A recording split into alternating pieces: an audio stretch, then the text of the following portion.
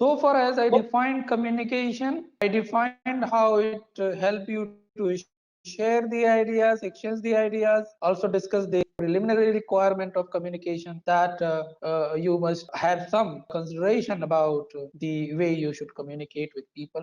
Now I'm talking about communication process. If you see this is well-known figure, right? This is not something new, but you should be conscious about the words here used. If you see that sender can be anyone, see sender, message, and recipient. Then there is another word, feedback, and in between these two, the sender and receiver, the noise and feedback that work together. Figure expresses the illustrates the idea how sender's message is being encoded form of message, and the message or the information is being decoded or understood by the receiver, right?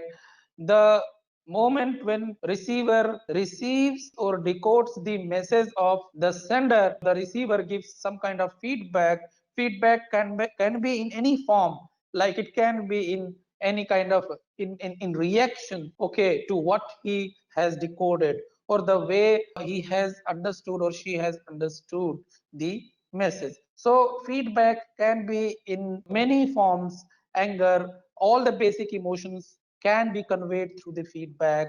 All kinds of informations and replications can be in the form of feedback. Okay, there is one important word which should be understood here is noise. Noise, the word, is used in communication theory for conveying not the disturbances through the uninvited and unintended sound that disturbs your communication. No, noise can be anything, can be any factor that disturbs the communication, that disturbs the message to be decoded by receiver, right? For example, if I communicate to you and you are facing problem to receive the message due to the technical reasons, maybe some other reasons, like someone else is creating problem there where you are sitting and you are not able to listen. And other problems can also be like psychological problems can also be the cause of creating. For example, if you are not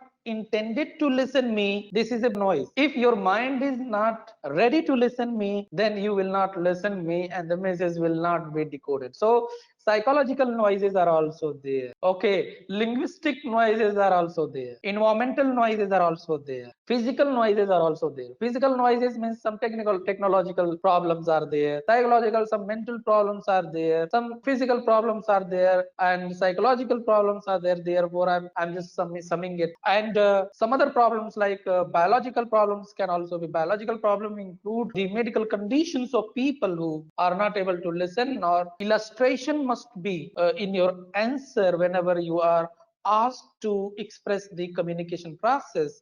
You should remember this figure, this illustration, this diagram, or this flowchart, that sender and message, in between these two there is a process called encoding, and between message and receiver there is a process called decoding, and the response of the receiver comes in the form of feedback, and this feedback reaches again to the sender. Anyone can be a sender like you and me, okay? He or she must have some kind of message. Without message, without information, without knowledge, without facts, without ideas, there is no communication. So sender has message, and in between sender and the message there is a process called encoding, and in between two, the message and the receiver, there is a process called decoding. So receiver decodes the message, sender encodes the message, receiver decodes the message, and receiver then in the form of his reaction or response yields a feedback, right? That feedback becomes the issue or the agenda for the sender again to communicate and continue the process of communication, right? And in between, during this communication, during the entire process of communication, there is one possibility that is called noise, and that disturbs the encoding or decoding the message. Why? Because noise can disturb the sender, noise can disturb the receiver, both, and both in the sense that the sender will not be able to or partially will be able to encode the message, okay, and receiver will possibly face problem to decode the same message and will not be able to give intended feedback or response, and in that way the sender will not get that message somehow or feedback or the responses of the receiver, and communication process can be disturbed. Okay, so I hope that you could understand this process of communication.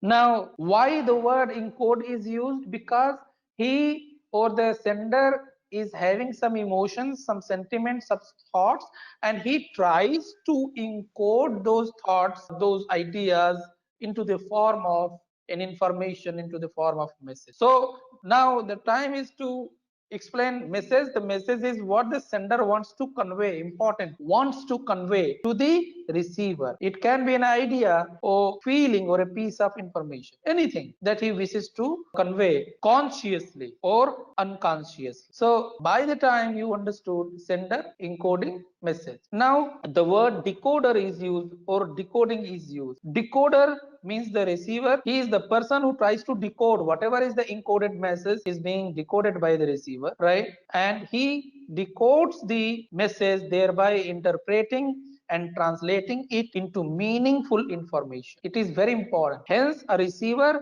is also known as a decoder. Next word is feedback. It is the reaction to receiving the feedback, as I told you. Without it, the sender cannot know whether the receiver has received the message or not. For example, you communicate to someone, you talk to someone, and the person is not responding, even he is not or she is not nodding, you will stop communicating with the person, okay, because you think that the person is not listening, or he is not or she is not able to decode the message. So feedback is a very important aspect of communication process. It is the return of a portion of the message to the sender with new information. The greater the feedback, the more effective the communication. As noise is any disturbance that reduces, obscures, or disrupts the clarity or quality of the message being transmitted. Okay, simply you can understand, it is any interferences that takes place between the sender and the receiver, and hence any communication problem which occurs which cannot be fully explained is called noise. I talked about the types of noises in a very brief manner. I hope you could understand this process